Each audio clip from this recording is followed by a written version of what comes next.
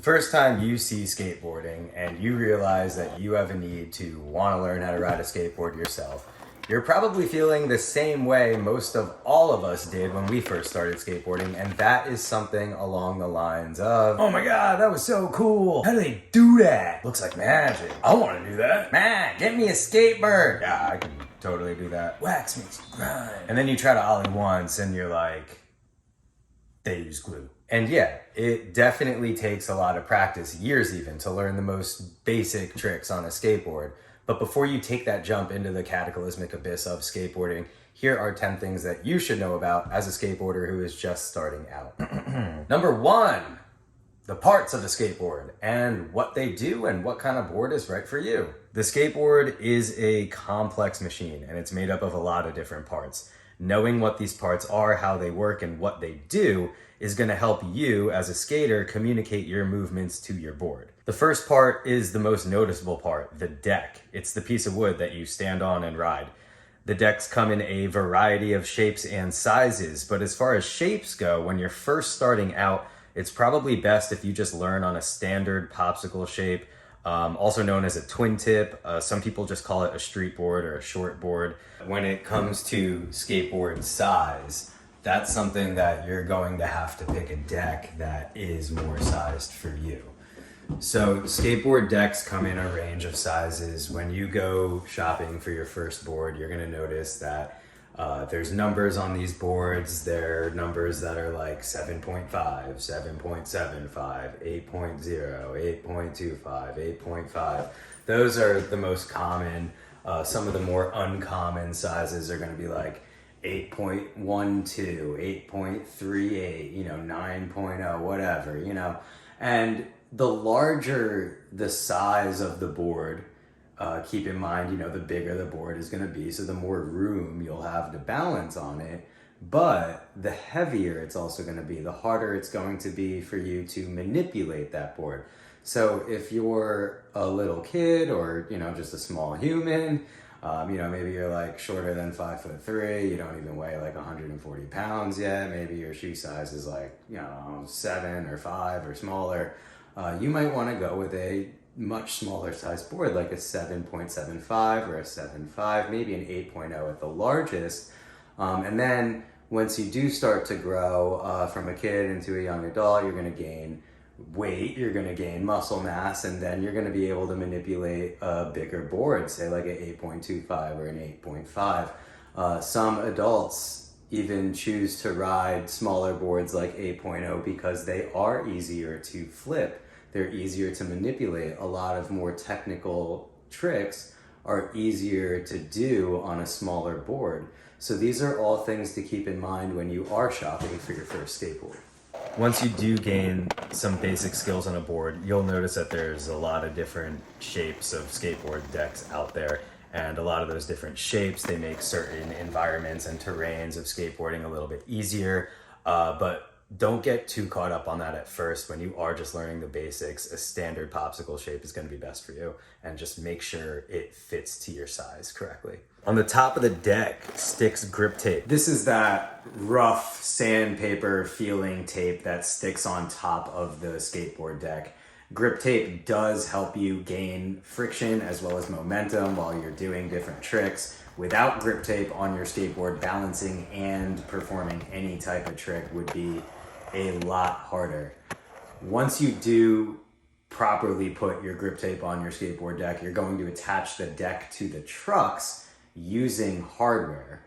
The most common skateboard hardware size is going to be 1 inch in length, and hardware is pretty inexpensive. You can find it at any skate shop.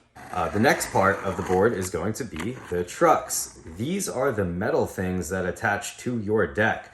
The trucks are the axle of a skateboard, and they also hold the wheels. So trucks allow you to turn, carve, ollie, do tricks, and grinds. When you move on a skateboard, your trucks are basically the middleman who's communicating your movements to your skateboard's movements. And it is critically important to size your trucks correctly.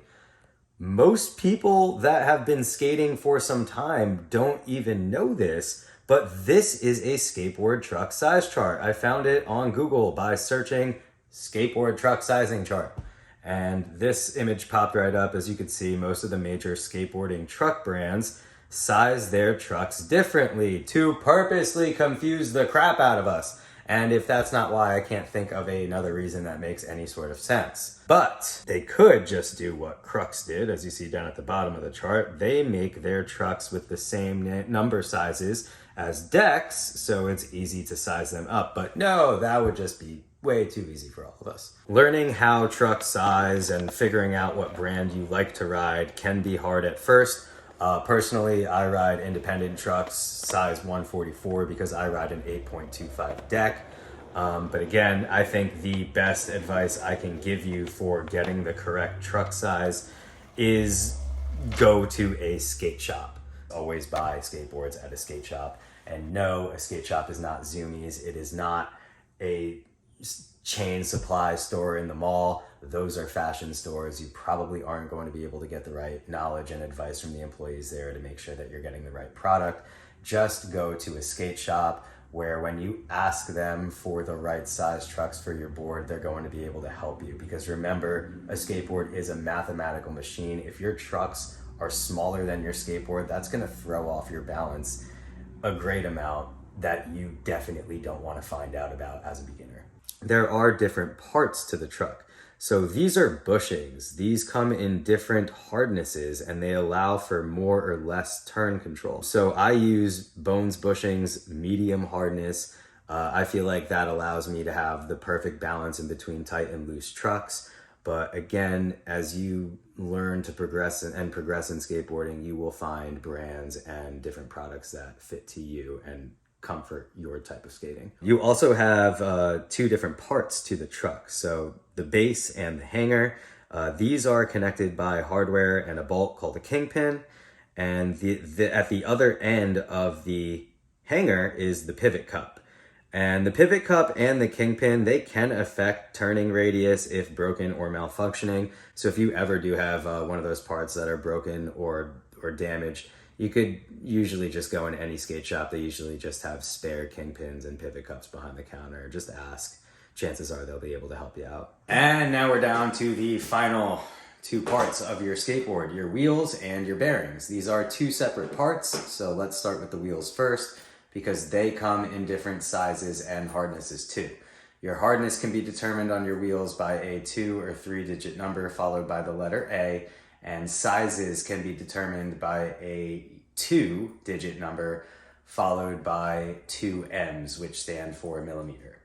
I did Google charts for these as well. So per these charts, the closer you are to 73A, the softer your wheel is going to be and the less it'll slide. The closer you are to 101A, that means that your wheel will be harder and it will slide more. For sizes, this is an average wheel size chart. So it's saying the smallest is going to be 48 millimeters and the largest being 60 millimeters. The smaller your wheel is, the slower you will go in the long run, like the less speed you're going to be able to gain, but the faster you will be able to accelerate to that speed. The larger the wheel you get, the more speed you're going to be able to gain in general, but you will have a slower acceleration. Larger wheels are more typically used for like vert skating and bigger ramps and much higher speeds than you're going to want to be taking on as a beginner. So even like this chart says, the most common wheel size and hardness for, just street skating, learning how to skate at a skate park or anything like that is going to be between 52 millimeters and 56 millimeters and ranging at a hardness between 99A to 101A. Bearings, these go inside the wheels and are what determine how fast and smooth your wheels will turn. Each wheel gets 2 bearings, one on the inside of the wheel and one on the outside. Every skateboard bearing that I can possibly think of right now are the same universal size, so you don't have to worry about sizing with bearings. So those are all the parts of a skateboard and a little bit about what they do.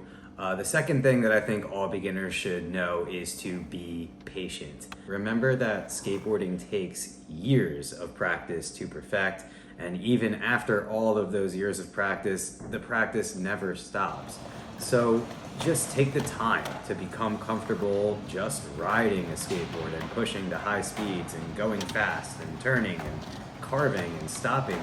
Take the time to learn the basics on a board, and don't feel pressured into feeling like you can't ride at a skate park or something if you can't kickflip, because believe me, all of us started out as beginners. The third thing is to practice. Practice, practice, practice, practice. And then after you're done doing that, practice some more. It doesn't matter how many trick tip tutorials or skate videos, instructional videos you watch, if you don't put the time into practicing every single day, if you're not having fun while you're practicing, you're just not going to progress.